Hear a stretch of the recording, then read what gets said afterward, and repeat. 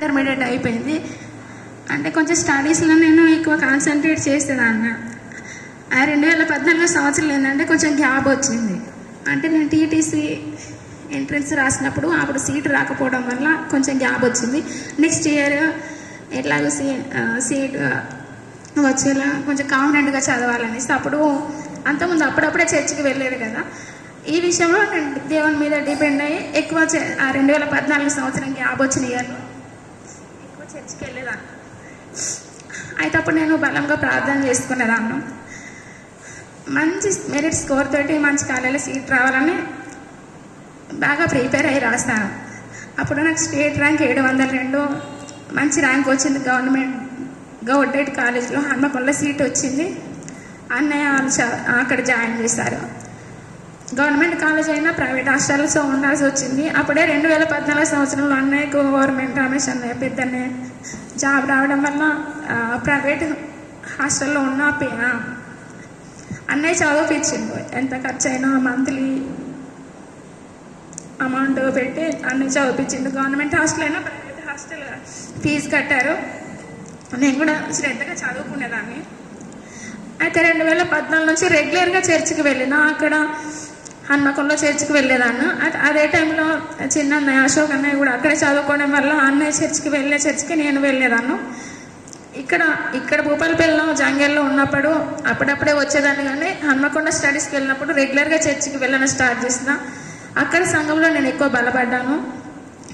అక్కడ ఉన్నప్పుడు అక్కడ చర్చికి వెళ్ళేదాన్ని. ఇంటికి వచ్చినప్పుడు మొదటగా సిఎస్ఐ చర్చికి వెళ్ళినప్పటికీ అశోక్ అన్నయ్య ఇక్కడ హెబ్రోన్ చర్చికి వచ్చేవాళ్ళు. అన్నయ్య ఒక క్వశ్చన్ వేసాడు, నువ్వు సిఎస్ఐ చర్చికి, నేను హెబ్రోన్ చర్చికి, చెల్లె ఇంకో చర్చికి. మనం 3 చర్చిలకు వెళ్తే మనల్ని చూసే వాళ్ళు ఏ చర్చికి వస్తారు? మనం అందరం ఒకే చర్చికి వెళ్ళాలి అని అన్నారు. సరే ఏ చర్చికి వెళ్ళినా యేసుప్రభు ఒక్కరే కదా అనేసి నేను హెబ్రోన్ మందిరంకి అన్నయ్య ద్వారా వచ్చిన. ఇక్కడికి 2014 to 16 హన్మకొండలో ఎడ్యుకేషన్ అయిపోయింది. 17లో HGT exam and art teacher exam Gurukul notification పడితే రాస్తాను. అయితే 2016లోనే చాలా కాన్ఫ్లిక్షన్లో ఉన్నాను. రక్షణ పొందలేను. ఇంకా అప్పటికి 2014, 15, 16 3 ఇయర్స్లో రక్షణ తీసుకోవాలని ఆలోచన ఇంటెన్షన్స్ ఉండేవి. కానీ ధైర్యం చేయలేదు. ఎందుకంటే ఇంకా చాలా తెలుసుకునేవి ఉన్నవి కావచ్చు అన్న నిర్లక్ష్యంతో. బాప్తిస్మం తీసుకున్నప్పుడు చాలా విషయాలు ఆలోచిస్తాం మనం. అంటే యూత్ ఏజ్లో ఉన్నాం. ఇంకా దేవుని పట్ల బలంగా నిలబడాలంటే ఇంకెక్కువ విశ్వాసంలో ఉండాలేమో. నేను ఇప్పుడిప్పుడే చర్చికి వెళ్తున్నా కదా, ఇంకా కొంచెం టైం తీసుకొని బాప్తిస్మం పొందుతాను అనేసి చాలా టైం తీసుకున్నాను. కానీ ఇక్కడ సిఎస్ఐ చర్చికి వెళ్ళినప్పుడే ఒకటి వాగ్దానం తీసుకున్నా. ఆ రోజుల్లో నేను ఎక్కువ బాప్తిస్మం గురించి ఆలోచించేదాన్ని. తీసుకోవాలా వద్దా, తీసుకుంటే ఎట్లా, ఇంట్లో విగ్రహారాధన ఉంది కదా, అమ్మ వాళ్ళు కూడా అప్పుడప్పుడు ఆపోజ్ చేసేవాళ్ళు. నేను ఎక్కువ వ్యతిరేకత ఎదుర్కోలేదు. అశోక్ అన్నయ్య మొదటగా వచ్చేవారు కాబట్టి అన్న ఎక్కువ వ్యతిరేకత ఫస్ట్ ఎదుర్కొన్నారు. తర్వాతకి ఎక్కువగా బాప్తిస్మం గురించి ఆలోచించే రోజుల్లో వాగ్దానం నా క్వశ్చన్స్కి రీజనబుల్గా దేవుడు ఆన్సర్ చేసినట్టుగా అనిపించింది. నీవు భయపడకము, నీకు నేను తోడై ఉన్నాను అన్న వాగ్దానము నాకు ఆదరణగా అనిపించింది. నేను ఏ విషయాల్లో ఇంటెన్షన్స్ ఆలోచిస్తున్నానో దానికి కరెక్ట్ వాగ్దానం వచ్చేసరికి నేను లేట్ చేయను. కొంచెం టైం తీసుకున్నా, ఎక్కువ టైం తీసుకోను, బాప్తిస్మం తీసుకుంటానని నిశ్చయించుకున్నా. అయినప్పటికీ ఇంకా 2 సంవత్సరాలు చర్చికి వెళ్ళడం, ఇలాగే ఆలోచించడం నిర్లక్ష్యం చేసిన. కానీ అక్కడ చర్చి కాడ కూడా అక్కడ ఒక అక్క కూడా పలకరించింది ఈ విషయంలో. చర్చికి వస్తుంది అన్ని బాగానే ఉంటున్నావు, నువ్వు బాప్తిస్మం ఎందుకు తీసుకోవట్లేదు అని అంది. అక్క కూడా ఇలాగే చెప్పాను, నాకు కొంచెం డౌట్స్ ఉన్నాయి, లేదంటే ఇంకొంచెం టైం తీసుకుంటాను, నీకేం డౌట్స్ ఉన్నాయి అనేసి ఆ అక్కను అక్కడ చర్చ్ అన్న వాళ్ళు గైడ్ చేసిరు, కొంచెం కౌన్సిలింగ్ చేసినట్టు.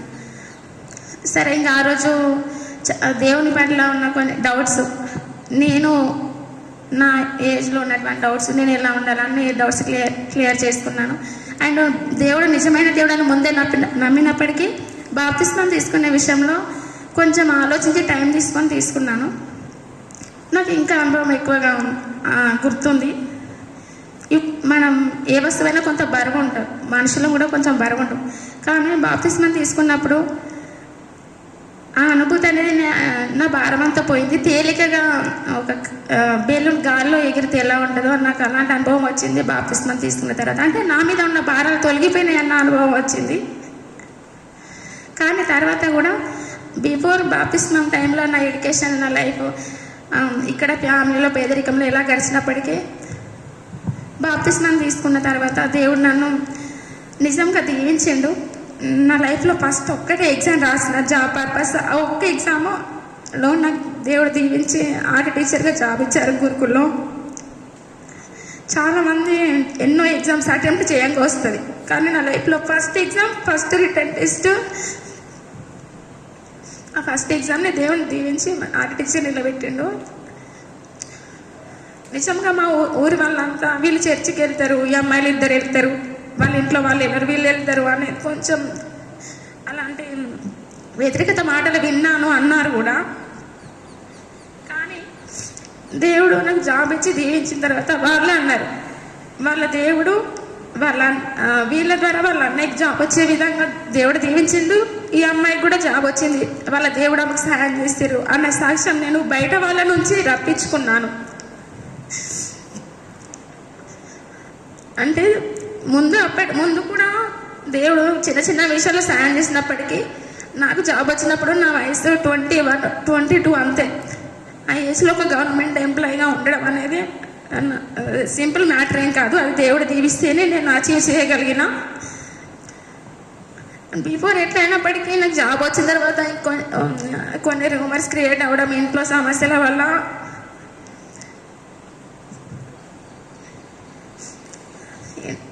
జాబ్ వచ్చిన తర్వాత ఎవరికైనా ప్రాబ్లమ్స్ పోతాయి, కానీ నాకు క్రియేట్ అయినాయి.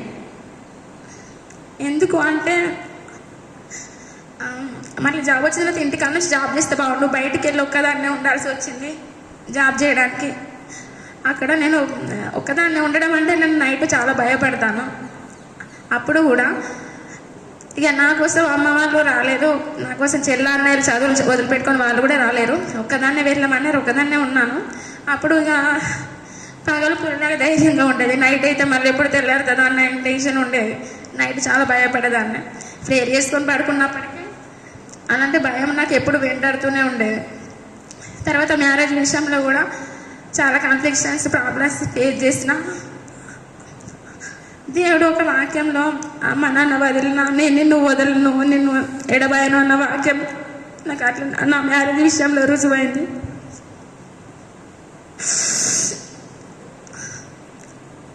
అప్పుడు ఎవరైనా మ్యారేజ్ ఫ్యామిలీ సపోర్ట్ చేస్తారు, కానీ ఎబ్రోడ్ సంఘం అంతా సపోర్ట్గా ఉండి చేస్తారు.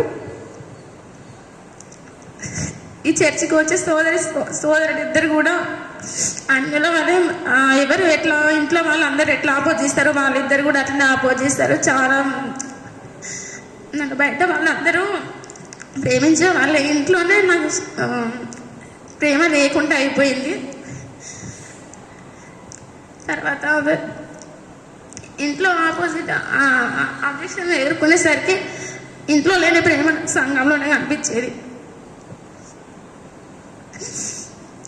తర్వాత అత్తయ్య వాళ్ళు కూడా విగ్రహాల ఫ్యామిలీనే. ఈ పాప 2019లో రక్షింపబడ్డారు. ఈ పాప ముందు ప్రైవేట్ జాబ్ చేసేవాళ్ళు, తర్వాత పాప పుట్టిన తర్వాత ఆయన కూడా సాఫ్ట్వేర్ జాబ్ చేస్తున్నారు. 1.5 year అవుతుంది.